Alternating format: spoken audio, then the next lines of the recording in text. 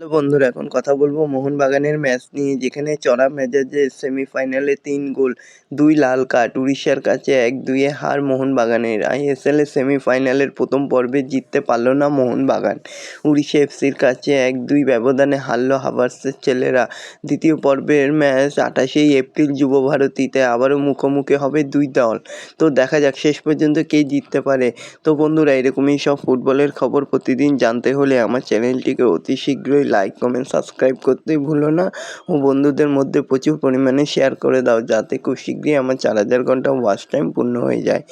বন্ধুরা, মোহনবাগান হেরে গেল। আইএসএল এর সেমিফাইনালে যেই টিম প্রথম পর্বের লড়াইয়ে জয়ের লক্ষ্য নিয়ে নেমেছিল, লিগ শিল্ড জয়ী মোহনবাগান কোচ হাভার্সের দল ছেলেরা চেয়েছিল এই ম্যাচটা জিততে, কিন্তু দাপুটে ম্যাচ খেলতে, কিন্তু পারল না। উড়িষ্যা এফসির কাছে প্রথম পর্যায়ে সেমিফাইনালে ১-২ ব্যবধানে হেরে গেল মোহনবাগান। ঘরের মাঠের খেলার সুবিধা সম্পূর্ণ কাজে লাগায় রয়কৃষ্ণরা। প্রথম থেকেই আগ্রাসী মেজাজে শুরু করেন রয়কৃষ্ণ। মাঠ নিয়ন্ত্রণ নেওয়াই ছিল উড়িষ্যার ফুটবলারদের প্রাথমিক লক্ষ্য, এবং তারা সেটা করেছে। মোহনবাগানকে তারা ১-২ গোলে হারিয়ে তারা এগিয়ে গেল, এবং এখন দেখা যাক পরবর্তী ম্যাচে কী করতে পারে মোহনবাগান। এরকমই সব ফুটবলের খবর প্রতিদিন জানতে হলে আমার চ্যানেলটিকে অতি শীঘ্রই লাইক, কমেন্ট, সাবস্ক্রাইব করতে ভুলো না ও বন্ধুদের মধ্যে প্রচুর পরিমাণে শেয়ার করে দাও। ধন্যবাদ সবাইকে।